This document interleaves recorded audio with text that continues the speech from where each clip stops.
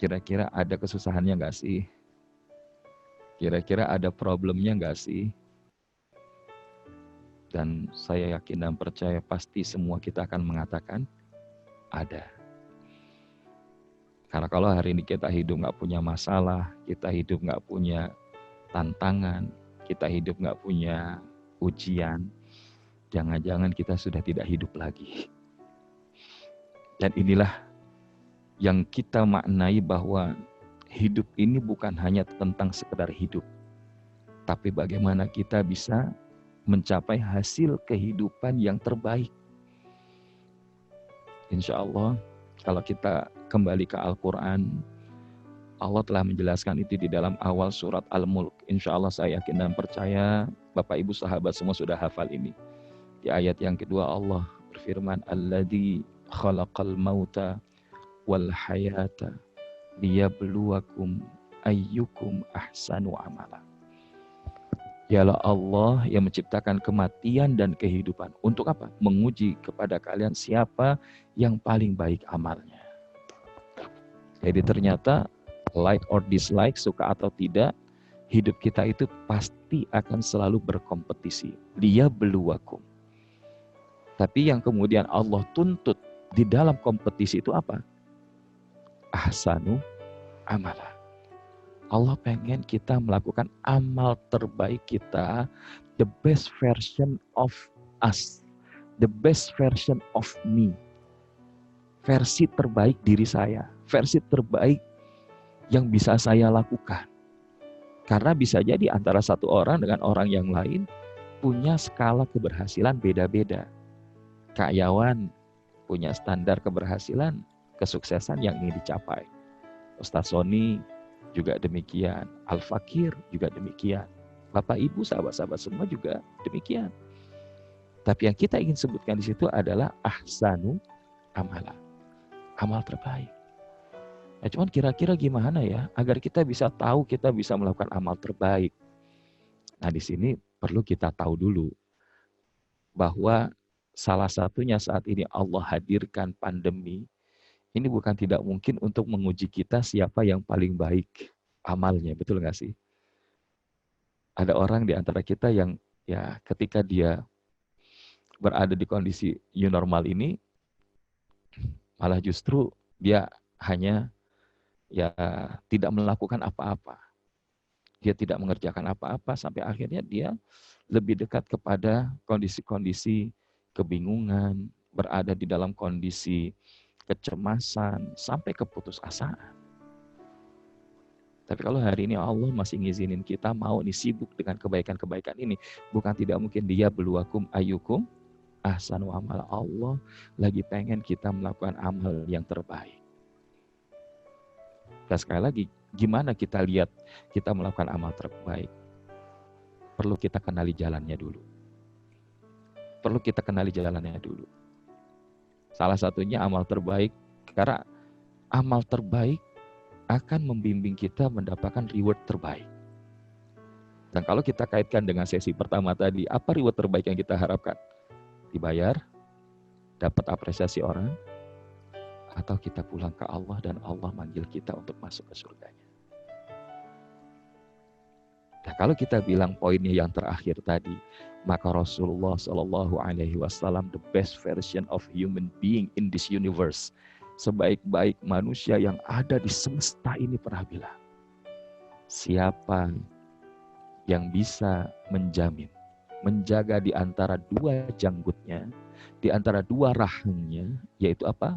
Lisannya, dan apa yang ada di antara dua kakinya, yaitu kehormatan, faraj atau kemaluannya, maka Rasulullah katakan, aku akan jaminkan baginya surga. Yang ngejamin ini bukan sembarang orang. Yang ngejamin ini dia sebaik-baik insan. Dan ternyata di antara yang bisa menjadi jalan ahsanu amala yang menghantarkan kita kepada keridhaan Allah, yang pada akhirnya kita dipersilahkan Allah untuk masuk ke dalam surganya, salah satunya adalah ketika dia memiliki lisan yang baik. Dan kalau bicara lisan, secara luasnya inilah yang dimaksud dengan komunikasi. Karena interaksi kita dengan lisan hanyalah satu bagian dari komunikasi yang kita lakukan. Ada komunikasi verbal, ada komunikasi non-verbal. Tapi keduanya ini representasi daripada lisan. Maka kalau tadi Ustadz Sony di awal sudah memberikan sambutan bahwa keahlian paling penting salah satunya di dalam hidup kita adalah berkomunikasi. Kalau itu misalkan diambil dari Stephen Covey, penulis buku Seven Habits of Highly Effective People, nah kita punya best versionnya dari role model kita Rasulullah SAW. Rasulullah bilang, siapa yang jaga lisannya, jaga kehormatannya, Allah akan menjadikan surga baginya. Dan aku jamin hal itu, Masya Allah. Dan teman-teman, ternyata ketika kita hari ini punya komunikasi yang baik, inilah salah satu keterampilan hidup yang paling mendasar, yang perlu kita asah terus.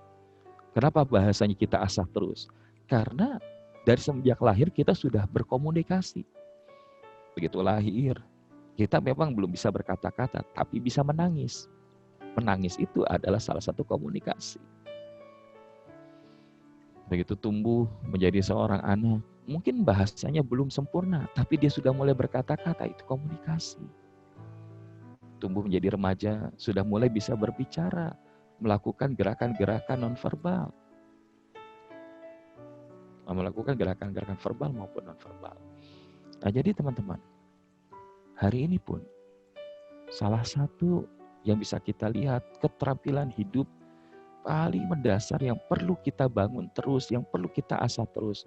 Mau di masa pandemi, mau di masa new normal, mau di masa art of things, internet of things, art of intelligence, communication tidak pernah lepas dari top 5 life skill yang harus dimiliki oleh siapapun.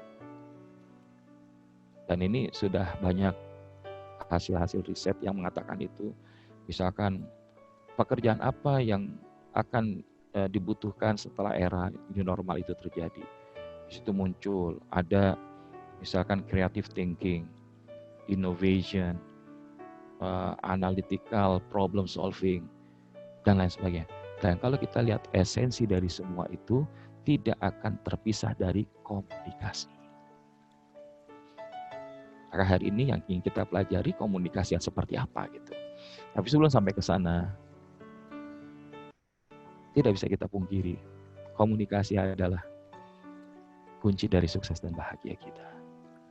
Salah satu kunci dari sukses dan bahagia kita. Hari ini bicara tentang relationship. Dalam keluarga, seorang yang menikah awalnya selalu berada di dalam kondisi yang penuh kebahagiaan. Tapi sudah berjalan berapa tahun, 5 tahun, 10 tahun, 20 tahun, mulai riak-riak kehidupan itu muncul. Dan ketika tidak terkomunikasikan dengan baik, mohon maaf, betapa banyak hari ini kita dapati urusan kecil jadi besar karena tidak adanya komunikasi yang baik di antara seorang suami dengan istri, antara orang tua dengan anak, dan sebaliknya.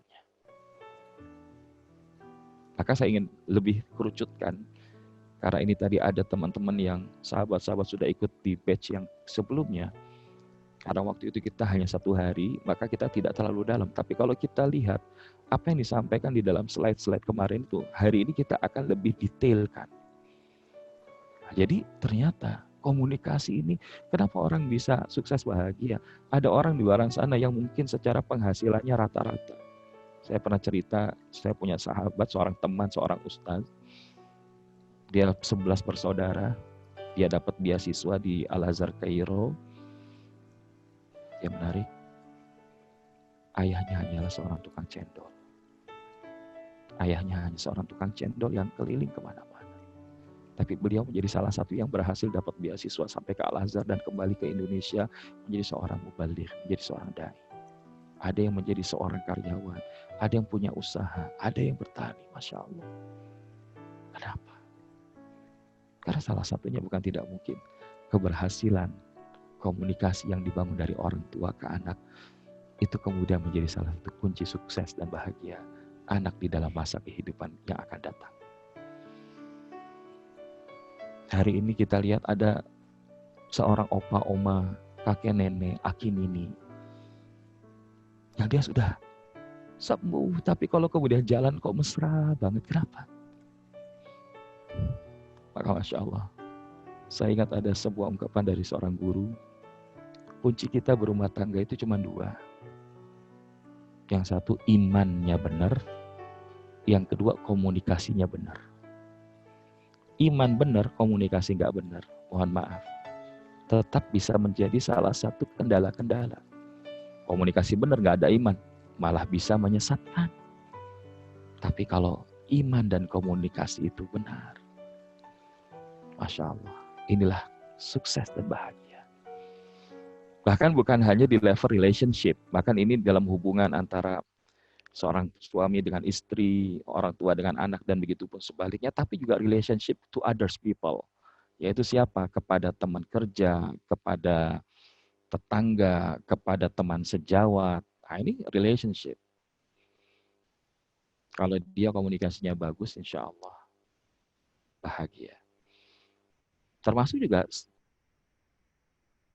dengan komunikasi akan menjadi kunci sukses dan bahagia dalam seberapa besar memberikan pengaruh dan dipercaya. Seorang leader, ini karena kuncinya adalah, kalau yang pertama tadi relationship, yang kedua leadership.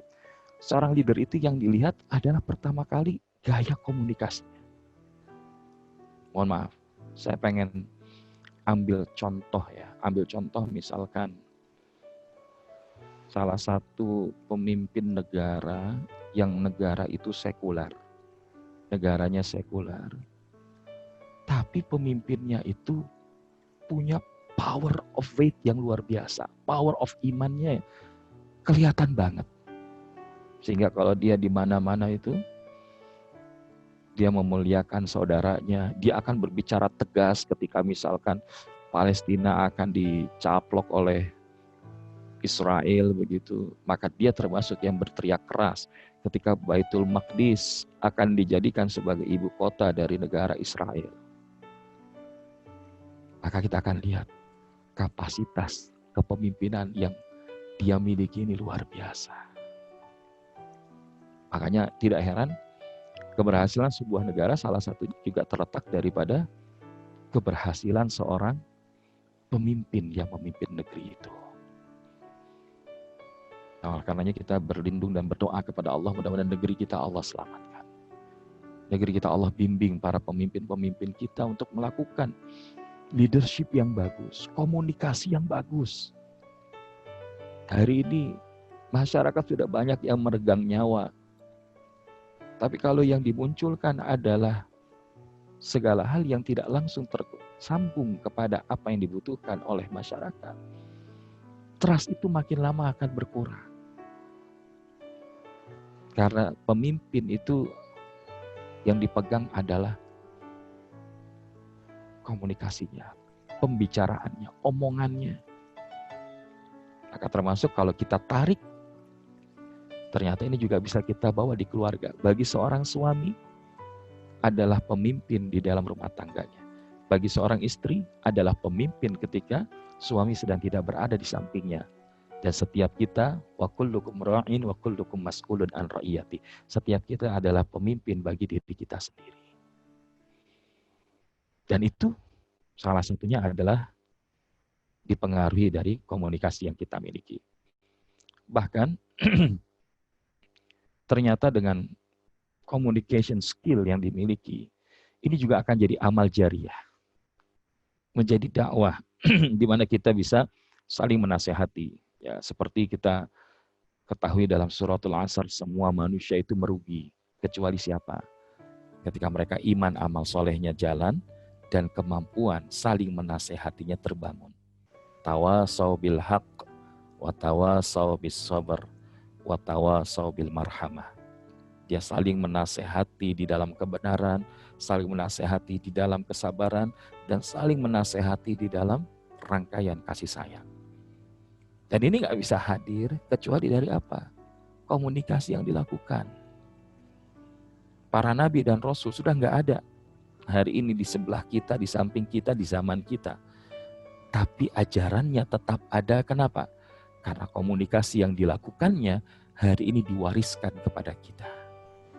Maka kita belajar ilmu mustalahul hadis, ulumul hadis, bagaimana perkataan, komunikasi yang dilakukan oleh Rasulullah Muhammad SAW. Para anbiya wal mursalin, para nabi dan para rasul, anbiya wal mursalin, direkam kata-katanya itu oleh Allah di dalam Al-Quran. Dan itu jadi legacy mereka. Hari ini kita bukan nabi dan bukan rasul, tapi kita pengen punya legacy di dalam hidup kita. Salah satunya komunikasi. Yang jadi seorang dosen, yang jadi seorang dokter, yang jadi seorang pengajar, mereka akan diingat oleh mahasiswanya, oleh para muridnya, oleh para pasiennya. Kok kenapa ya kalau ngomong sama dokter ini, baru kita ngomong aja udah seakan-akan kita udah sembuh gitu. Kok kenapa ya kalau Bu dosen yang bahas ini, padahal kan materinya teknis, tapi kok rasanya sampai ke hati ya. Maka ketika kemarin yang cukup viral seorang camat ya, ketika dia bicara di depan anak-anak sekolah, yang pada saat itu ya cukup panas, cukup terik, cukup crowded. Tapi begitu dia bicara dengan hati, ternyata mempengaruhi, bahkan yang mengikutinya pun ikut melelehkan air mata. Walaupun target kita bukan sekedar melelehkan air mata, tapi sampai nggak di hati ini terconnected dengan